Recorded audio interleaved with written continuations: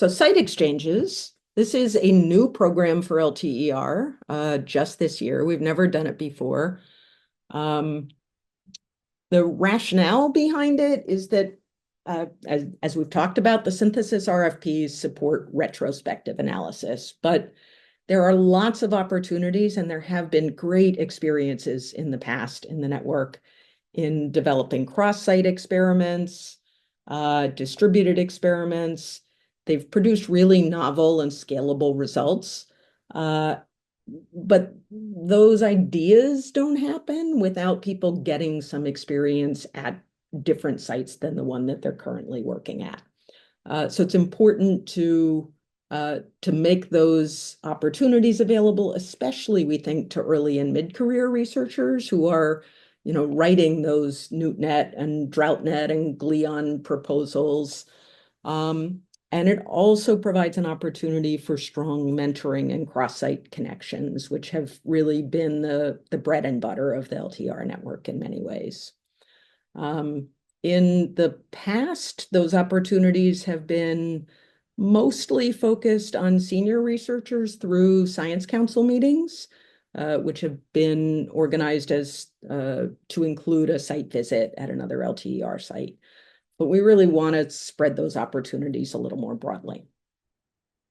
So some of the kinds of activities that we expect to be covered, what we will fund is sort of similar to what we fund under synthesis RFPs. So travel, food, and lodging, no salary. But the purpose of the visits, we expect to be at least the things that we have already thought of that they might be, include things like piloting coordinated measurements with other sites, or developing experimental treatments that are analogous across sites, learning complex new skills. It's one thing to learn an analytical skill out of a book, but there are experiments where you really need to see it in action before you fully understand what's happening. Also, things like intensive mentoring and exploration of how a site manages their executive team or conducts their information management or their education and engagement programs.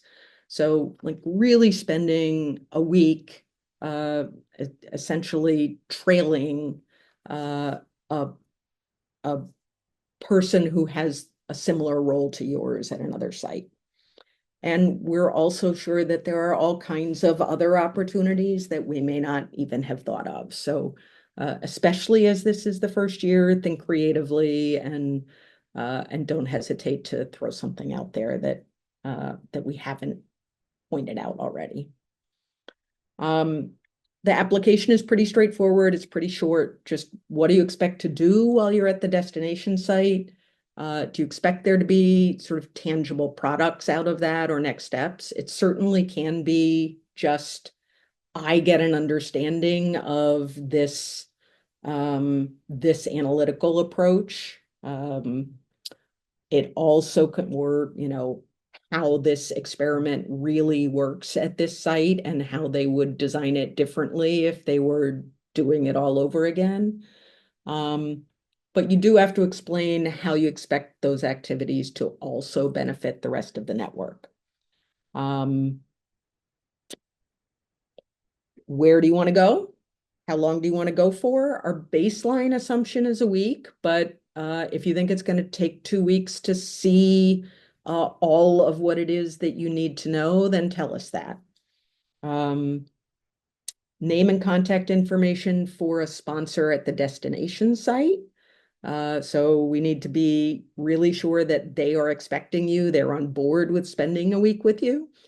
For staff and student applicants, we also need the name and contact information of your supervisor or advisor. So you're not going totally off on your own on this. Who's eligible? All career stages, all roles. Graduate student to senior investigators, lead PI students, information managers, ed outreach folks, Um, we also are including prospective research and engagement partners in this. So if there's somebody that you think you'd kind of like to recruit to doing science at your site, um, assuming that they want to come and you're on board with having them there and you have a set of activities with them for that week, we can cover those costs as well. So I think that might be especially useful when you're trying to recruit site investigators from minority serving institutions or tribal colleges. Unfortunately, we can't also include salary, but at least we can cover travel costs. The process, the LNO will accept and compile the applications. Deadline is March 28th for that. The executive board will select up to 8 awardees based on essentially the value of the proposed project to the network. Have you thought through sort of what it is that you want to do? Does the thing make sense? Are the people that you're visiting excited about having you? Um, and there's also some filter for just distributing projects across sites. We don't want to fund 5 from one site or 5 to one site. In order to sort of distribute the benefit of this to the network as a whole, we're going to ask that participants complete some follow-on activity. This might take the form of a blog post, a webinar, say you're thinking about some new distributed experiment. You go to a site where people are doing the experiment that might be based on, and then you hold a webinar with LNO support to discuss the possibility of replicating that experiment across multiple sites. Or kind of flip side, say an information manager is interested in really understanding how a data catalog is built or a process for tracking where experiments are happening across a site. They're interested in that. They visit another site. They learn all about it. We're going to ask that they write a blog post describing that so that the rest of the information managers in the network can benefit from that. If it's more of a science collaboration, that output might look more like a manuscript or a proposal. The 3-month timeline is a little bit flexible. Obviously, proposal opportunities don't always come up in 3 months, but we're going to want some kind of a what'd you do, how'd it go, what do you expect to come out of it following on the visit. It's a new program. We don't really know yet what kinds of proposals we're going to receive. So think creatively and bear with us if the guidelines change a little bit over the next year or so. And that is it. Questions?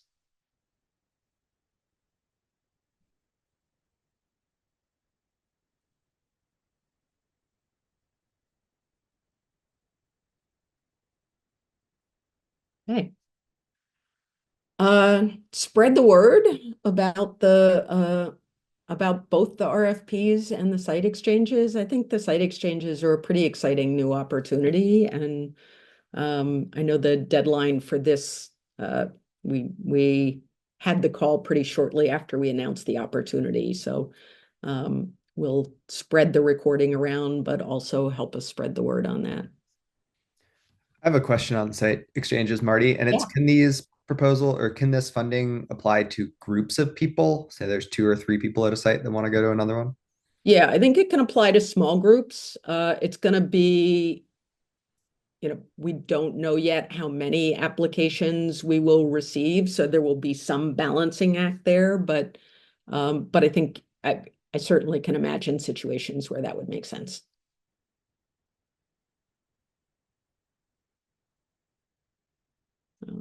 Okay. Well, feel free to follow up with any questions on either opportunity. Appreciate you being here.